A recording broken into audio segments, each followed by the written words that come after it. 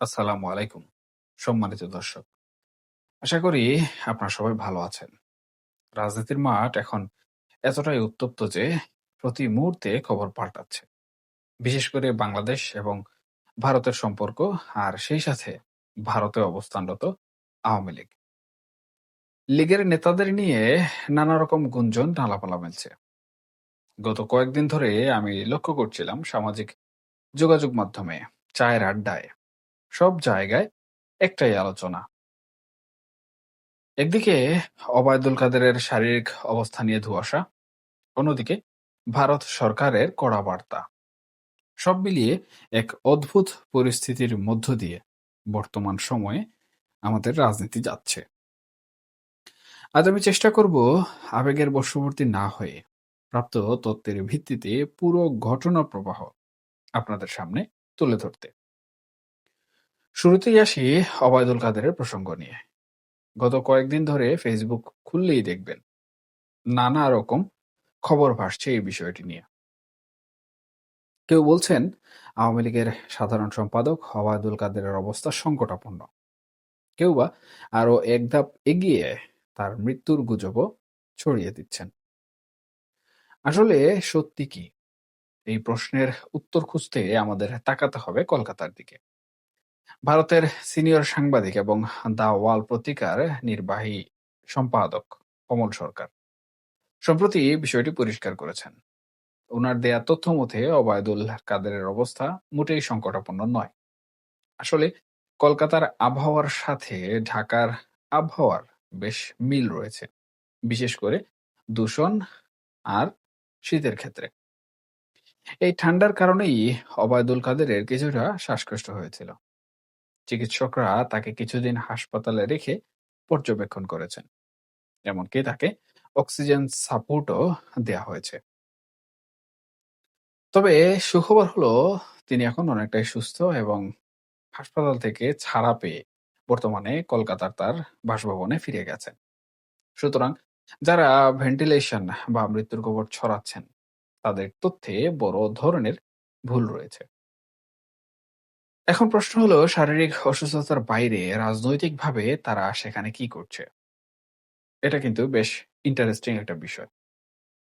সম্প্রতি কলকাতায় আওয়ামী লীগের একটি ওয়ার্কিং কমিটির বৈঠক হয়েছে। মজার ব্যাপার হলো ওই বৈঠকে দলের সভাপতি শেখ হাসিনা নিজে ভার্চুয়ালি যুক্ত ছিলেন। এই বৈঠক থেকে বেশ কিছু গুরুত্বপূর্ণ রাজনৈতিক সমীকরণ সামনে এসেছে। আপনারা জানেন, সামনে নির্বাচন বা দেশের রাজনৈতিক পট পরিবর্তনের একটা সম্ভাবনা সব সময়ই কিন্তু থাকে। সে প্রেক্ষাপটে আওয়ামী লীগ নিজেদের নেতৃত্ব নিয়ে নতুন করে ভাবছে। বৈঠকে আলোচনা হয়েছে বিএনপির তারেক রহমানকে রাজনৈতিকভাবে মোকাবেলা করতে হলে আওয়ামী লীগের নেতৃত্বেও কি কোনো পরিবর্তন দরকার?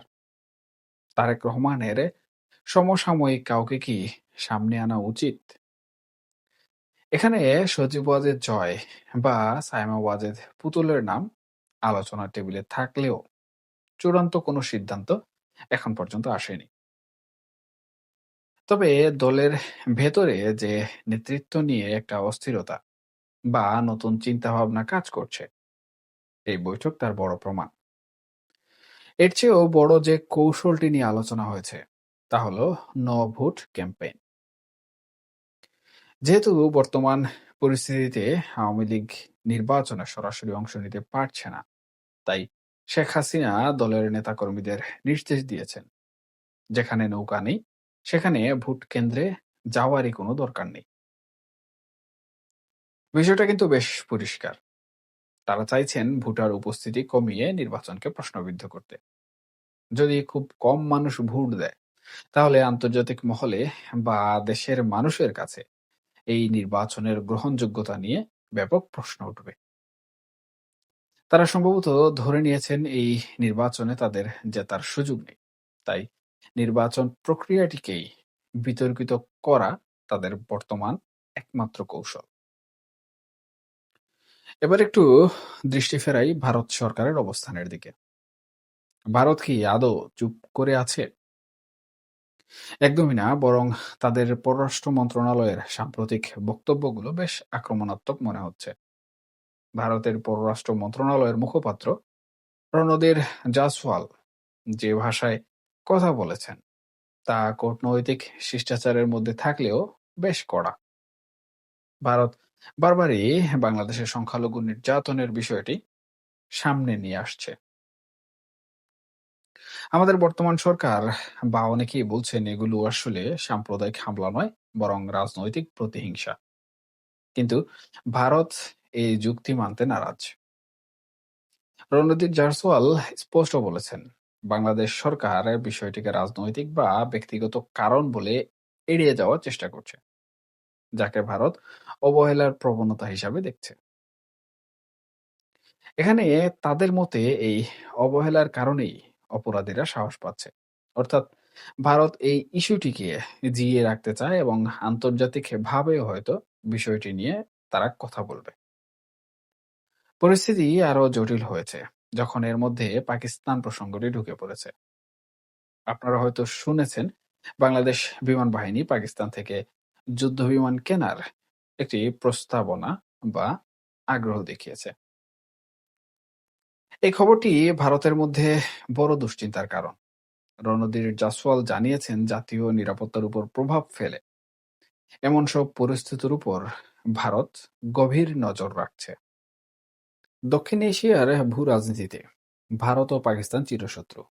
সেখানে বাংলাদেশ যদি পাকিস্তানের সাথে প্রতিরক্ষা সম্পর্ক জোরদার করে, ভারত সেটা কিন্তু কখনোই সহজভাবে নেবে না। এর সাথে যুক্ত হয়েছে আরেকটি ইস্যু, ঢাকা ও করাচির মধ্যে সরাসরি ফ্লাইট।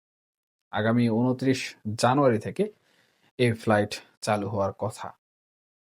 কিন্তু সমস্যা হলো, পাকিস্তান যেতে হলে ভারতের আকাশসীমা ব্যবহার করতে হয়। এখন ভারত কি তাদের আকাশসীমা ব্যবহারের অনুমতি দেবে কোনোভাবে? পররাষ্ট্র মন্ত্রণালয়ের মুখপাত্র ইঙ্গিত দিয়েছেন, এটি বিদ্যমান এয়ার সার্ভিসের চুক্তি অনুযায়ী দেখা হবে। অর্থাৎ যদি চুক্তিতে কোনো ফাঁকফোকর থাকে, তবে ভারত চাইলেই অনুমতি কিন্তু আটকে দিতে পারে। আর বর্তমান সম্পর্কের যে টানাপোড়েন, তাতে ভারত যে সহজে ছাড় দেবে না তা বলাই বাহুল্য। শুধু রাজনীতি বা প্রতিরক্ষা নয়, এই উত্তাপ ছড়িয়ে পড়েছে খেলার মাঠেও। মুস্তাফিজের আইপিএল খেলা বা বিশ্বকাপে বাংলাদেশের অংশগ্রহণ, এসব নিয়ে নানা জটিলতা কিন্তু ইতিমধ্যে তৈরি হয়েছে। এমনকি আমাদের ক্রিকেট লিজেন্ড তামিম ইকবাল যখন ক্রিকেটের স্বার্থে কথা বললেন, তাকেও নানা টেক দেওয়া হলো। এটা প্রমাণ করে দুই দেশের সম্পর্কের তিক্ততা এখন সাধারণ মানুষের মনোজগৎ পর্যন্ত পৌঁছে গেছে। কেউ কাউকে কিন্তু ছাড় দিতে রাজি নয়। সব মিলিয়ে আমরা এক অদ্ভুত সন্ধিক্ষণে দাঁড়িয়ে আছি। একদিকে আওয়ামী লীগ ভারত থেকে তাদের রাজনৈতিক গুটি চালার চেষ্টা করছে, নির্বাচনকে প্রশ্নবিদ্ধ করার ছক কষছে। অন্যদিকে ভারত সরকার সংখ্যালঘু ইস্যু এবং পাকিস্তানের সাথে বাংলাদেশের ঘনিষ্ঠতা নিয়ে চাপ সৃষ্টি করছে। আর মাঝখানে বাংলাদেশ সরকার এবং সাধারণ জনগণ। আমাদের এখন দেখার বিষয় এই কূটনৈতিক চাপ এবং পাল্টা চাপের ফলাফল শেষ পর্যন্ত কোথায় গিয়ে ঠেকে। তবে একটা কথা নিশ্চিত, আগামী দিনগুলো আমাদের জন্য, আমাদের রাজনীতির জন্য খুব একটা কিন্তু সহজ হবে না। আপনারা আসলে কি মনে করেন? ভারত কি তাদের আকাশসীমা ব্যবহারের অনুমতি দেবে? নাকি পাকিস্তানের সাথে বাংলাদেশের এই প্রতিরক্ষা সম্পর্ক ভারতকে আরো কঠোর পদক্ষেপ নিতে বাধ্য করবে? আর আওয়ামী লীগের এই নো-ভোট এই কৌশল কি সত্যিই সফল হবে? আপনাদের সুচিন্তিত মতামত কমেন্ট বক্সে জানাবেন। আমি চেষ্টা করব আপনাদের মন্তব্যের উপর একটি ভালো উত্তর দিতে এবং পরবর্তী ভিডিওতে আপনাদের পয়েন্টগুলো তুলে ধরতে। আজকের মতো এখানেই শেষ করছি। সবাই ভালো থাকবেন, সুস্থ থাকবেন এবং অবশ্যই নিরাপদে থাকবেন। আল্লাহ হাফেজ।